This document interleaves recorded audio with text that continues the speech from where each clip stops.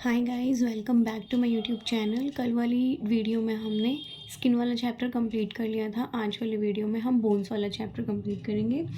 सिर्फ important questions बताऊंगी bones वाले चैप्टर के। तो स्टार्ट करते हैं। जो फर्स्ट इम्पॉर्टेंट क्वेश्चन बोन्स वाले चैप्टर से आता है वो आता है classification of bones. Classification of bones. Bones को हम क्लासीफाई करते हैं according to shape. First is according to shape. Second, according to structure.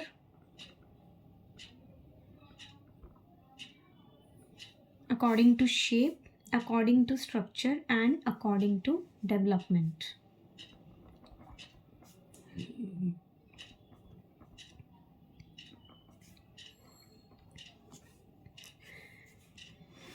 According to shape, according to structure, and according to development, we classify bones.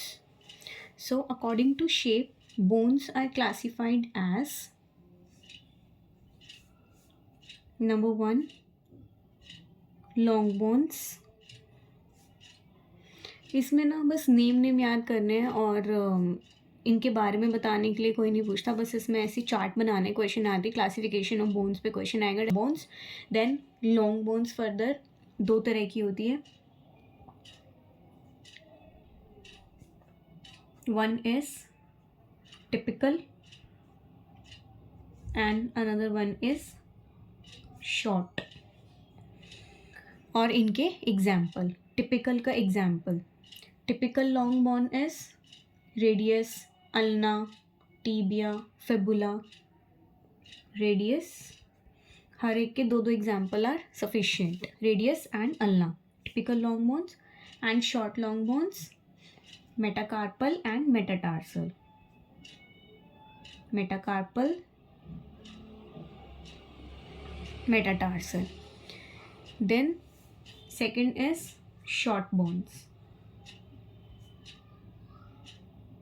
Example of short bone is carpal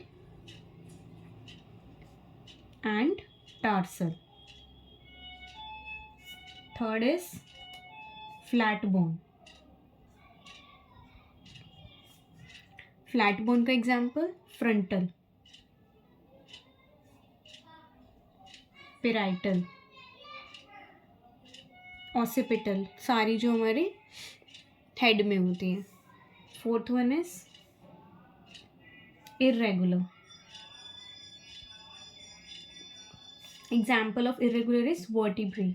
vertebrae की shape देखते ना, वो irregular होती है बिल्कुल दिखने में, तो इसलिए irregular vertebrae. Fifth is pneumatic. Pneumatic means जिसके अंदर कैविटी प्रेजेंट होती है, जिन बोन्स के अंदर एयर फिल्ड कैविटीज होती हैं। For example frontal, maxilla. Frontal and maxilla easy examples हैं, frontal and maxilla. Sixth one is सेसमॉइड।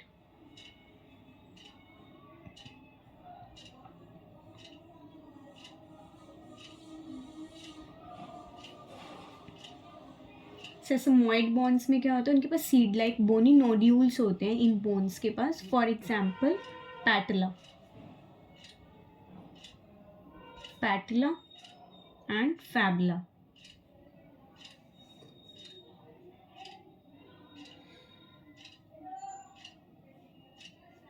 एक और भी होती है बट वो हम इसमें काउंट नहीं करते हैं, accessory bones. It is not important at all. तो बाकी इतनी सफिशिएंट है, long bone, short bone, flat bone, irregular bone, pneumatic and sesamoid. Now on the basis of structure, structure के बेसिस पे there are 2 types, compact bone and spongy bone. One is compact bone. Compact bone में क्या होता है, compact bone में dense, it is dense, compact bone is dense, मतलब इसकी जो डेंसिटी होती है ना वो ज़्यादा होती है बजाय दूसरी के, एंड जो दूसरी होती है वो होती है spongy. Spongy mean sponge like होगी, और जो कॉम्पैक्ट है वो काफ़ी कॉम्पैक्ट होती है, डेंसिटी उसकी ज़्यादा होती है, इट इज़ डेंस। इसमें हेवर्जियन सिस्टम प्रेजेंट होता है, Haversian system present, bone marrow absent, bone marrow absent. Haversian system का काम क्या होता है? हेवर्जियन सिस्टम का काम होता है न्यूट्रिशन प्रोवाइड करना बोन्स को। तो ये हेवर्जियन सिस्टम में ना हेवर्जियन कैनाल, वैसे इसमें क्वेश्चन नहीं आता बट वैसे बता देती हूँ कि हेवर्जियन सिस्टम में ना हेवर्जियन कैनाल्स होते हैं जो लैमेला होते हैं बोन्स के अंदर, जो जिनका काम होता है न्यूट्रिशन प्रोवाइड करना बोन्स को, तो वो कॉम्पैक्ट बोन में होते हैं। जो दूसरा होता है ना वो होता है spongy bone.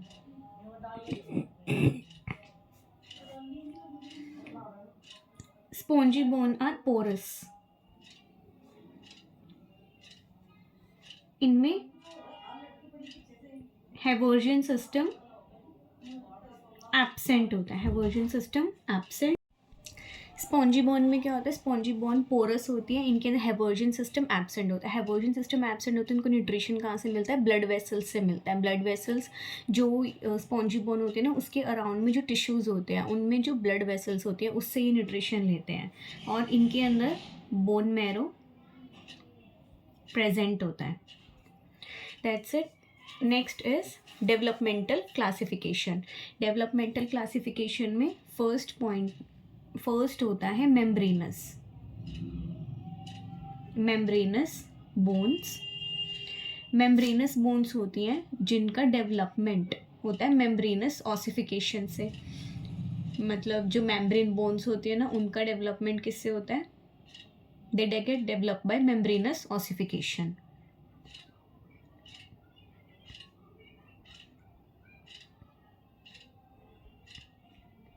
Developed by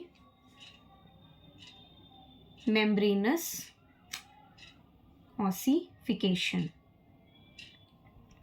Second is cartilaginous bones.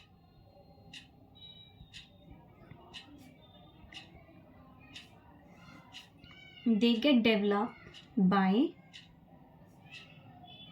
endochondral ossification. Endochondral ossification क्या होता है? जो ऑसिफिकेशन कार्टिलेज की स्टार्टिंग से हो उसको बोलते हैं एंडोकॉन्ड्रल, और जो मेम्ब्रेन से हो वो मेम्ब्रेनस, जो कार्टिलेज से हो उसको हम एंडोकॉन्ड्रल बोलते हैं, एंडोकॉन्ड्रल ऑसिफिकेशन। थर्ड इज मेम्ब्रेनो कार्टिलेजिनस, जो दोनों से होता है, मेम्ब्रेनो cartilaginous ossification, membranocartilaginous ossification by both parts of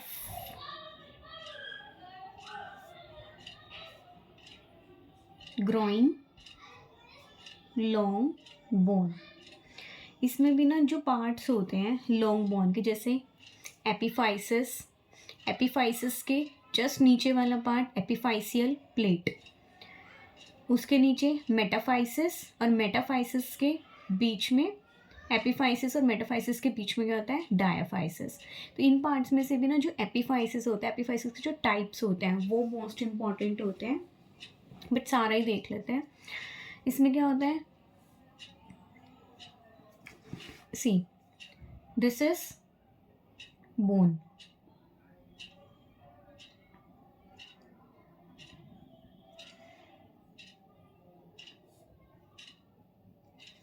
this is epiphysis, this is also epiphysis, this is epiphyseal plate, and this is also same epiphyseal plate। दोनों एपिफाइसिस के बीच में जो ये एरिया होता है इसको हम बोलते हैं डायाफाइसिस। डायाफाइसिस एंड डायाफाइसिस और एपिफाइसिस के बीच में this is Metaphysis.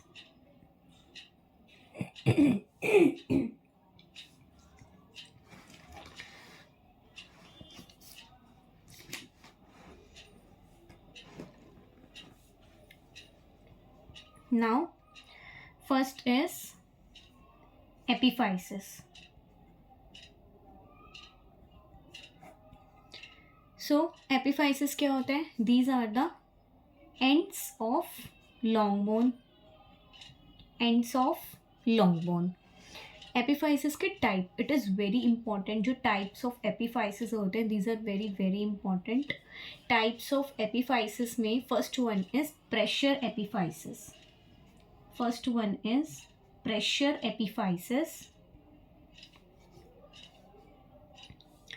Pressure epiphysis होता है जिसमें वो कवर्ड होता है बाय कार्टिलेज. मतलब जहाँ पर भी एपिफाइसिस प्रेजेंट होगा ना, जहाँ पर भी ये एपिफाइसिस प्रेजेंट होगा वहाँ पर वो कवर्ड होगा आर्टिकुलर कार्टिलेज से.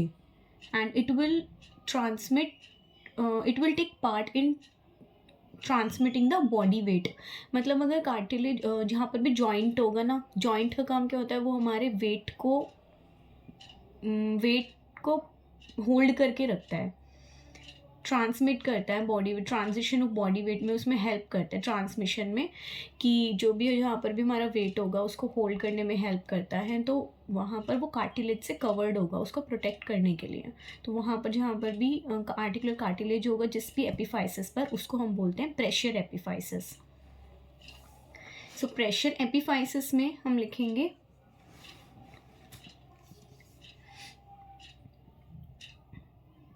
covered by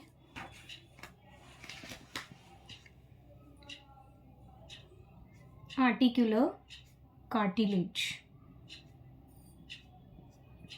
For example,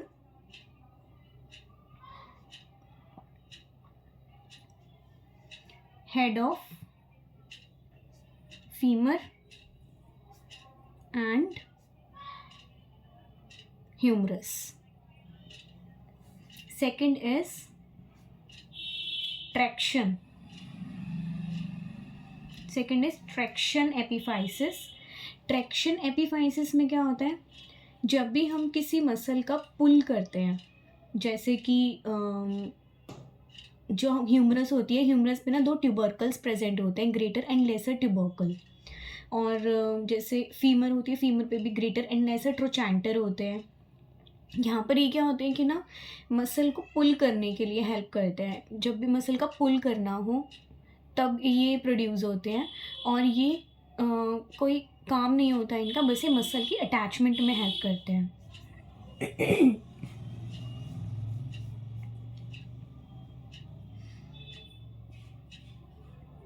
produced by muscle pull, provide muscle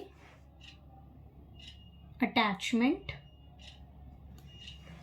Example, greater and lesser tubercles. Greater and lesser tubercles. Third is aberrant.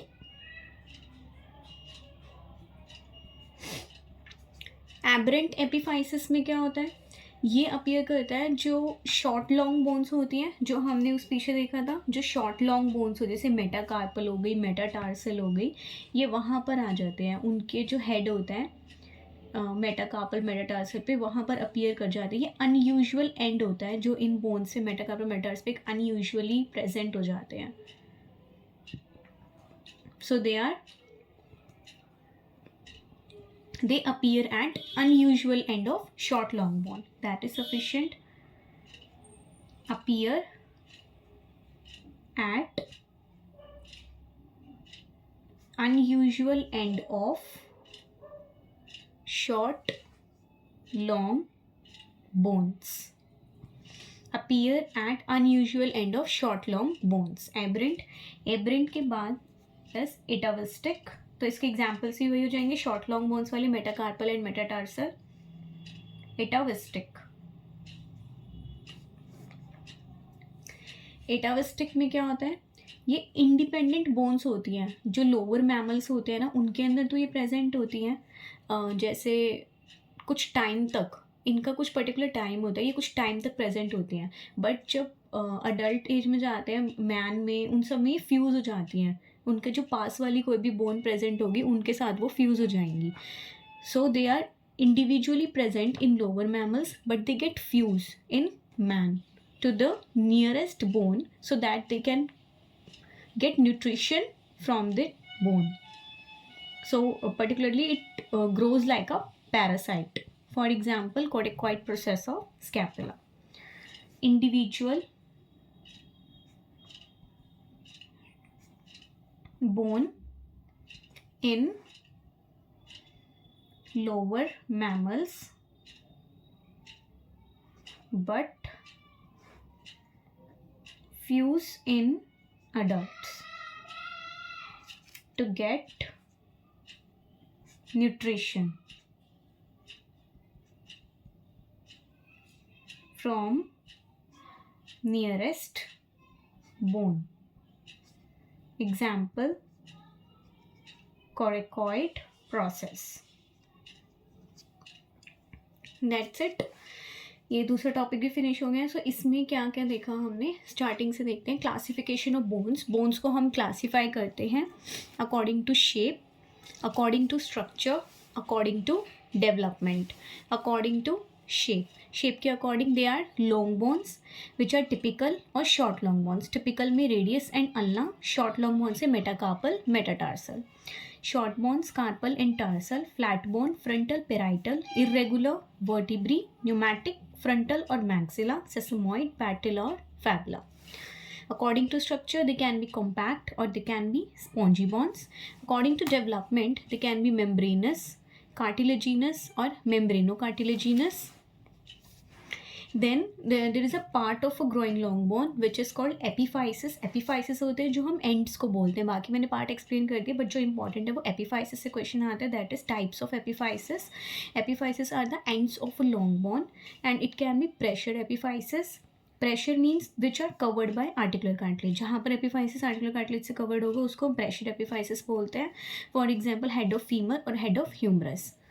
Traction epiphysis which are produced by the pull of a muscle and they provide muscle attachment. For example, greater and lesser tubercle of humerus. Aberrant epiphysis which are present appear at unusual end of short long bones. For example, metacarpal, metatarsal. Atavistic epiphysis which are individual bone in lower mammals but get fused in adults to get nutrition from their nearest bone. For example, coracoid process. Third most important topic is blood supply of a long bone. Blood supply of a long bone में इसका diagram is most important. Diagram से question आता ही है. तो diagram में देखते हैं कि इसमें सबसे पहले एपिफाइसिस बनाएंगे. एपिफाइसिस के बाद डायाफाइसिस, डायाफाइसिस के बाद again epiphysis. This is epiphyseal plate. Epiphyseal से जाती है एपिफाइसियल आर्टरी.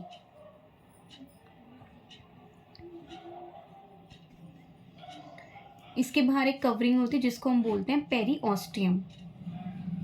पेरीऑस्टियम से जाती हैं periosteal arteries.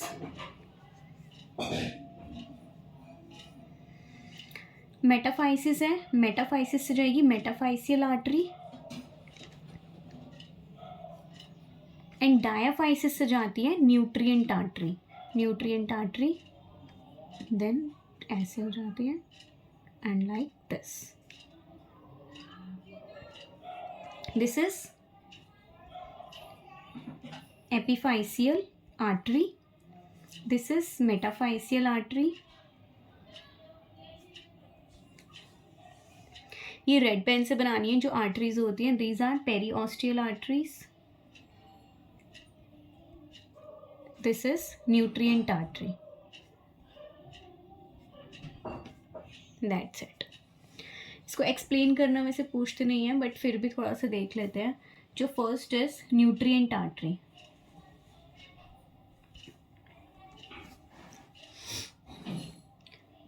Nutrient artery enter करती है through nutrient foramen.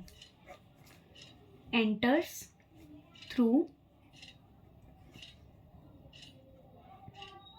nutrient foramen, nutrient foramen के थ्रू एंटर करती है, देन डिवाइड करती है in ascending and descending branches, ascending and descending branches में डिवाइड करती है।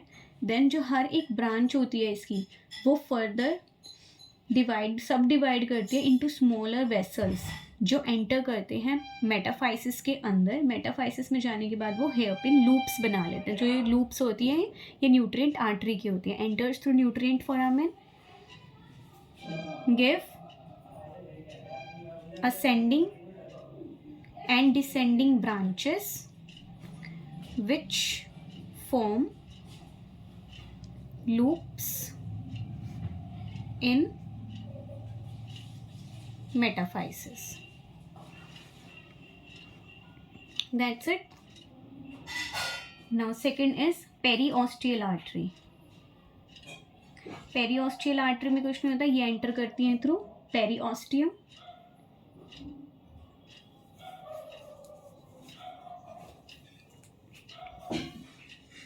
Through periosteum supply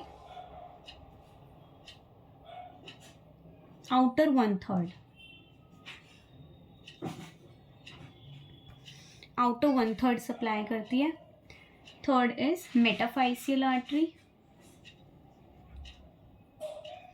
मेटाफाइसियल artery metaphysis के थ्रू एंटर करती है एंड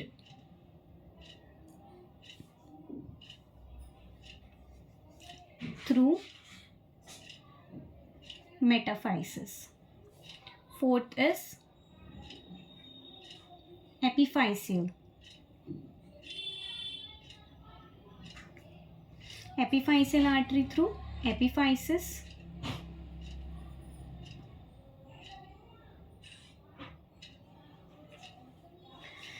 दैट्स इट। इससे यही क्वेश्चन आएगा। Blood supply of a long bone का डायरेक्ट क्वेश्चन पूछ लेते हैं कि blood supply of a long bone बताओ। In blood supply of a long bone में डायग्राम ही आता है, बेसिकली एक्सप्लेन करने को नहीं बोलते हैं, बट फिर भी इसमें ये है nutrient artery, periosteal artery, metaphyseal artery and epiphyseal artery. Nice, next important topic है fourth one is ossification. Ossification ना इससे इतना मतलब क्वेश्चन आता नहीं है, बट हाँ ये भी इम्पॉर्टेंट है। वैसे तो क्वेश्चन यही आता है क्लासिफिकेशन ऑफ बोन्स हो गया या ब्लड सप्लाई ऑफ बोन्स या टाइप ऑफ एपिफाइसिस, बट इससे भी क्वेश्चन आ सकता है। 50% चांस होते हैं इससे क्वेश्चन आने के, एंड जो मैंने बताया उसे तो 99% चांसेस हैं क्वेश्चन आएगा। तो ऑसिफिकेशन में एक बार देख लेते हैं। ऑसिफिकेशन में सबसे पहले दो होता है, मैंने बताया था, एक इंट्रामेम्ब्रेनस एंड इज इंट्राकार्टिलेजिनस। पहले इंट्रामेम्ब्रेनस देखते हैं।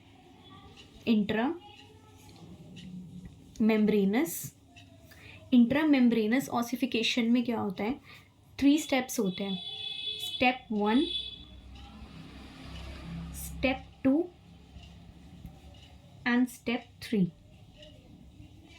स्टेप 1 में क्या होता है,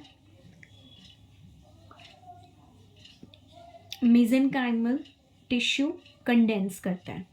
mesenchymal tissue condenses, mesenchymal tissue condense करता है, first point. Second point, osteoprogenitor cells. Osteoprogenitor cells कौन से होते हैं, जो ओस्टियोब्लास्ट बनाते हैं। Osteoprogenitor cells they differentiate into osteoblasts,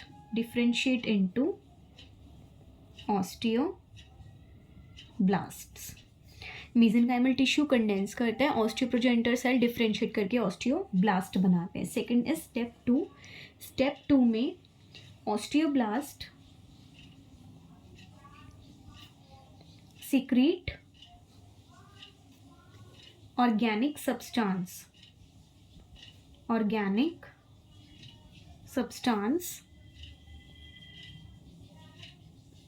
the osteoblast form bone matrix. Third is bone matrix is mineralized. Bone matrix is mineralized with calcium salts called osteocytes. That means first में ऑस्टियोप्रोजेनिटर cell से osteoblast बने थे, second में osteoblast से bone matrix बना था, and then bone matrix से osteocytes बने थे थर्ड स्टेप में. That's it. इंट्रामेम्ब्रेनस में another one is intracartilaginous. Intracartilaginous. Intracartilaginous में टोटल 6 स्टेप्स होते हैं. स्टेप 1. स्टेप 1 में क्या होता है? कॉन्ड्रोब्लास्ट. इसमें कॉन्ड्रोब्लास्ट, इसमें ऑस्टियोब्लास्ट है, बट इसमें क्या होता है? कॉन्ड्रोब्लास्ट.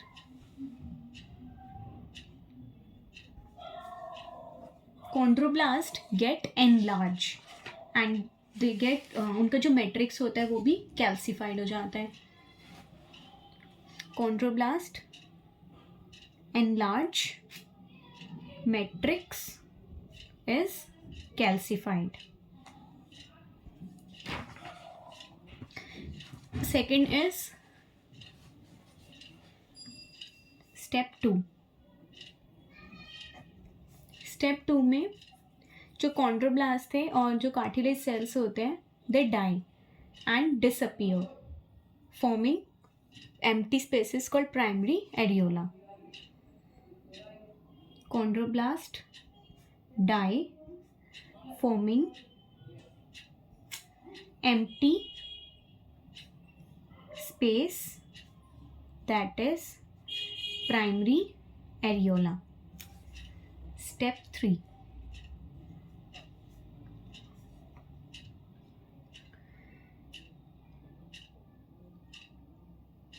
स्टेप 3 में जो सेल्स होते हैं ना सर्फ पेरीऑस्टियम के सरफेस पे, वो ऑस्टियोब्लास्ट बना देंगे. ऑस्टियोब्लास्ट बनते हैं स्टेप 3 में. Osteoblast are formed in step 3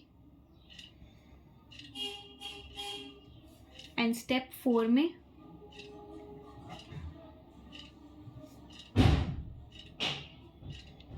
calcified matrix जो था ना, यहाँ पर कॉन्ड्रोब्लास्ट डाई हुए थे. कॉन्ड्रोब्लास्ट के डाई होने के बाद एम्प्टी स्पेस बने थे प्राइमरी एरियोला, बट मैट्रिक्स अब भी बचा हुआ है. ऑस्टियोब्लास्ट बन गए. अब इसमें क्या होता है? Matrix is absorbed, forming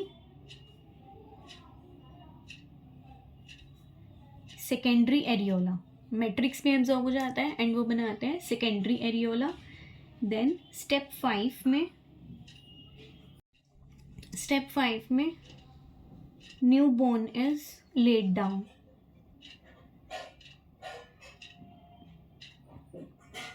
new bone is laid down and step 6 में मिनरलाइजेशन. That's it. इतना सफिशिएंट है. ये मैंने सारे इंपॉर्टेंट क्वेश्चंस आज के टॉपिक में बता दिए. बोन्स वाला चैप्टर भी कंप्लीट हो गया. बोन्स वाले चैप्टर से बस यही 4 आते हैं. ऑसिफिकेशन भी एक बार, अगर वो 3 टॉपिक तो कर लेना. ऑसिफिकेशन इतना इंपॉर्टेंट नहीं है. बाकी classification of bones, second blood supply of bone and third types of epiphysis most important topic है. Okay, so bye guys. अगर आपको वीडियो अच्छी लगी हो तो like, subscribe and comment. Bye bye.